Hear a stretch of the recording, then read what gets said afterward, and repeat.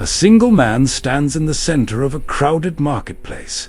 He opens his mouth. The words die on his lips. Around him, 1,000 eyes look away. No one speaks, no one moves. Because in ancient China, silence wasn't just golden, it was survival. If you want to understand how an empire turned fear into architecture and obedience into culture, subscribe. Because what you're about to witness isn't just history, it's the blueprint of psychological control. And now, let's return to a world where silence ruled more powerfully than armies. The year is 221 BC. The warring states have fallen silent, not because peace has come, but because one man has made speaking dangerous. Qin Shi Huang, the first emperor of China, stands atop the walls of his palace and looks out over a civilization that stretches farther than any before it. Beneath him, millions live, work, breathe. They farm the rice terraces of the south. They guard the northern steppes. They build roads that connect deserts to rivers, mountains to coasts. But they do not speak freely. They do not question. They do not resist. This is not an empire held together by love. It is not sustained by shared belief or voluntary loyalty. It is an empire bound by something far more primal, far more effective: fear. But not the fear of battle, not the fear of invasion, the fear of being watched. The fear of being reported. The fear that your neighbor, your brother, your own child might be the one who whispers your name to the authorities. Ancient China did not control its people through armies alone. It controlled them through systems. Systems designed not to punish rebellion, but to prevent the thought of rebellion from ever forming. And at the heart of these systems was a single suffocating truth: you are never alone. To understand how ancient China controlled millions, you must first understand the legalist philosophy that built its foundation. Legalism was not a religion. It was not a moral code. It was a political technology. It taught that human beings are fundamentally selfish, that they respond not to virtue but to incentives, that they obey not out of love but out of fear. And so the empire was designed accordingly. The state divided the population into units. 5 families formed a unit. 10 units formed a larger group. Each member was responsible for the others. If one person committed a crime, the entire unit faced punishment. If one family harbored a fugitive, every family in the unit would suffer. This was called the Baojia system in later dynasties, but its psychological roots were ancient. It transformed neighbors into guards. It made surveillance automatic. It turned society itself into a prison, where the walls were invisible, but the pressure was constant. You could not trust your neighbor because their survival depended on reporting. You could not speak freely in your home because your children were taught that loyalty to the state came before loyalty to family. The empire didn't need informants.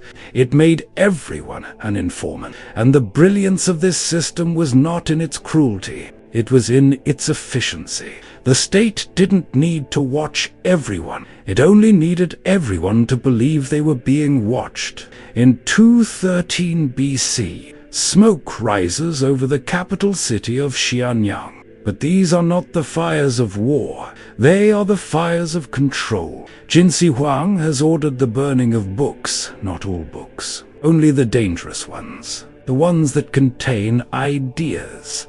Philosophy, history, poetry, anything that might encourage people to think about how things were, or how things could be. Confucian texts, historical records, songs, stories, all of them thrown into the flame. The emperor's logic is cold, precise.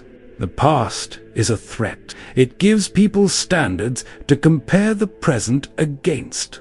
It offers alternative visions of leadership, governance, morality, so the past must be erased. Only approved texts remain: agricultural manuals, medical guides, divination, records, anything practical, anything that serves the state's interests. Scholars who protest are dealt with swiftly, not through public trial, not through dramatic confrontations. They simply disappear. Some are sent to labor camps in the far north, building the Great Wall under conditions that claim thousands of lives each year. Others are buried alive in mass executions, though the descriptions of these events remain vague, symbolic. But the message is clear. Ideas are dangerous. Memory is dangerous, and those who carry them are expendable. The burning of books was not just an attack on knowledge. It was an attack on the possibility of independent thought.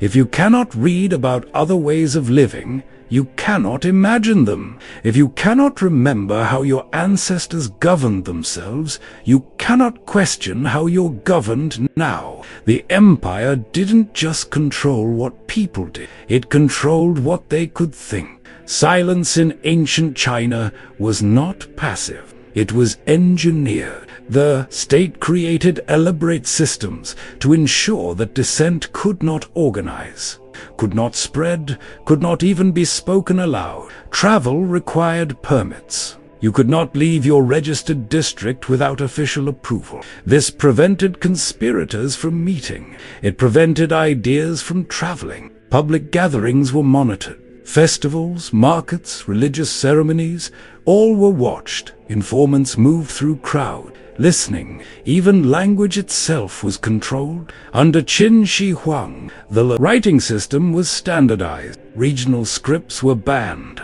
This served a practical purpose.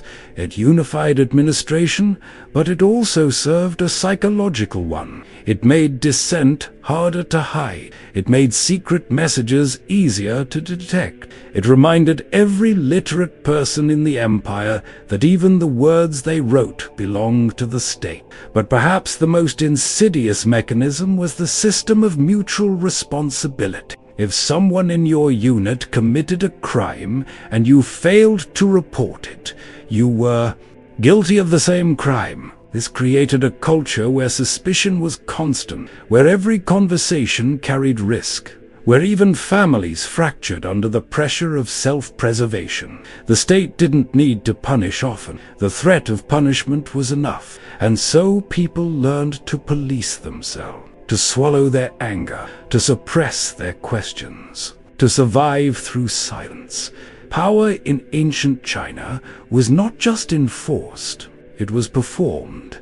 The emperor did not simply rule, he embodied the mandate of heaven, a cosmic principle that legitimized his authority as divinely ordained. Rituals reinforced this constantly. Grand ceremonies in the Forbidden City, where officials prostrated themselves in precise choreography, sacrifices to ancestors and gods conducted with exact protocols that no one dared violate. The architecture itself was a form of psychological control. The palace complexes were designed to overwhelm. Massive gates, endless courtyards, walls that seemed to stretch into infinity. When a subject approached the emperor, they had to traverse vast distances, crossing threshold after threshold, each one reminding them of their smallness, their insignificance.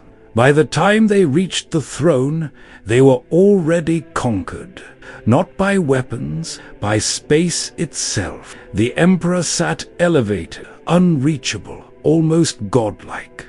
To look directly at him was forbidden.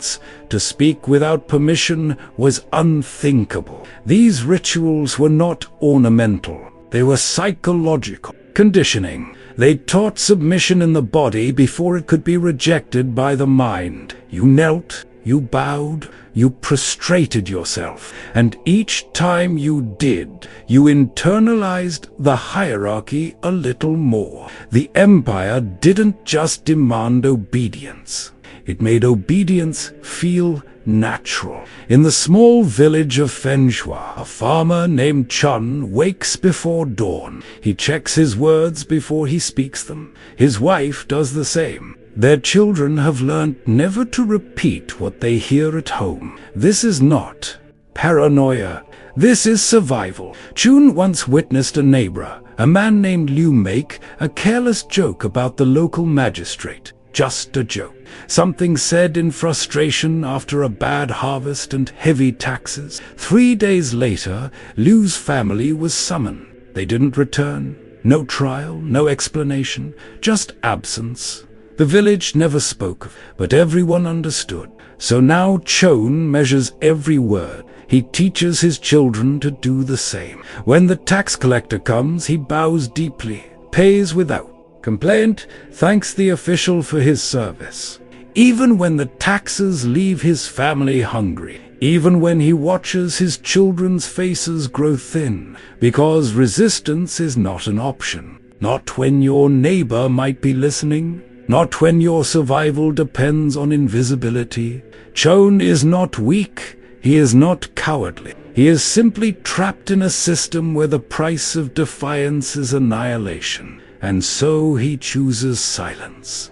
Like millions of others across the empire, not because they agree, but because they have no choice. Here is the paradox at the heart of ancient China's system. The empire was vast. Communication was slow. The bureaucracy, despite its sophistication, could not actually monitor everyone. But it didn't need to. The system worked not because the state watched everyone, but because everyone believed the state could be watching. This is the genius of psychological control. It doesn't require omnipresence. It only requires the fear of omnipresence. The few public punishments that did occur were designed for maximum visibility. They were symbolic, theatrical, meant to be seen, talked about, remembered. One execution could terrorize 1,000 villagers. One family's destruction could silence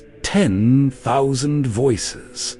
The empire leveraged human psychology, our tendency to overestimate risk, our bias toward self-preservation, our willingness to comply rather than test the limits of authority. And so the population governed itself. People didn't need guards watching them constantly. They watched themselves. They censored their own thoughts.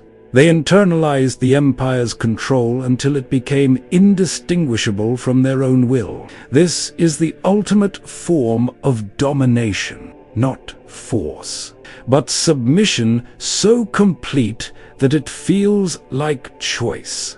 The Great Wall of China stretches thousands of miles. It stands as a monument to human ambition, engineering, sacrifice. But it is not the most impressive wall ancient China built. The most impressive wall was invisible. It was built inside the minds of the people.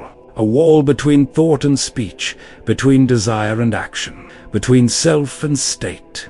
This wall was constructed through years of conditioning, through the Baojia system that made everyone responsible for everyone else, through the burning of books that erased alternative vision, through the rituals that made hierarchy feel sacred, through the silence that became habit, then identity. The empire didn't just control behavior, it controlled consciousness itself. People stopped asking questions because they forgot questions were possible. They stopped imagining resistance because they couldn't imagine what they were resisting toward. The state became totality, and in that totality, freedom became unthinkable. This is the darkest form of power, not the power that breaks you, but the power that makes you forget you were ever whole. Centuries pass, dynasties rise and fall. The Qin gives way to the Han to the Tang, the Tang to the Song, the Yuan, the Ming, the Qing. But certain patterns persist. The mechanisms of control evolve, adapt, become more sophisticated, but their core remains. The mutual responsibility systems continue. The bureaucratic surveillance expands. The rituals of power grow more elaborate. Ancient China's legacy is not just in its art, its philosophy, its technological achievements.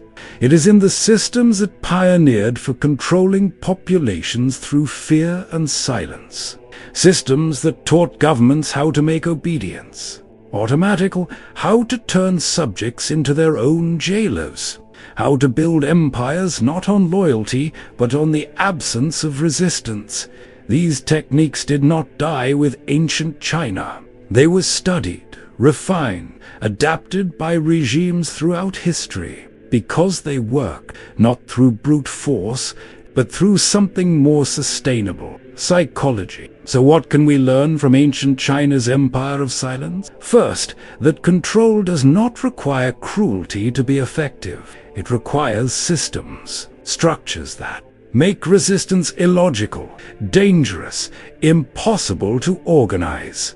Second, that the most powerful weapon is not the sword. It is the belief that the sword is everywhere, even when it isn't. Third, that people will police themselves if the incentives are designed correctly, that you don't need informants if you can make everyone an informant. Fourth, that memory is dangerous to power. The history, philosophy, alternative visions, these are threats that must be controlled or erased.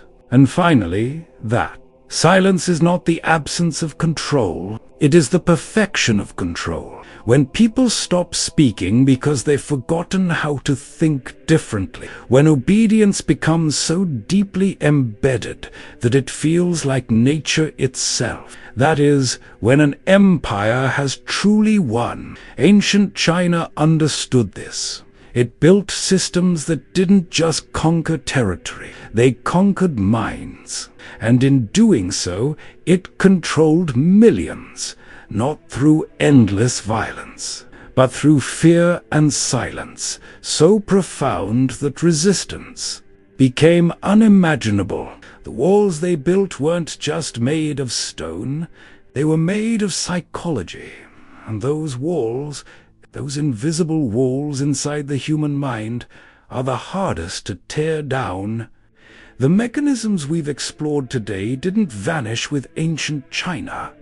They evolved, they adapted, and they continue to echo through history in ways most people never recognize. If this journey into the dark psychology of empires opened your eyes to how power truly operates, that like button. If you want to explore more about how civilizations weaponized fear, manipulated masses, and engineered obedience, subscribe and turn on notification, because every week we descend deeper into the shadows of history, into the psychological warfare that shaped civilizations, into the terror tactics that built empires, and into the minds of those who understood that the greatest weapon isn't the sword, it's the invisible chains we learn to wear willingly. Drop a comment below. Which empire's psychological tactics do you want us to investigate next? The Mongols? The Ottomans? The Aztecs? Your voice shapes what we explore. Until next time, remember, history isn't just about what happened. It's about understanding why people obeyed. And that understanding changes everything.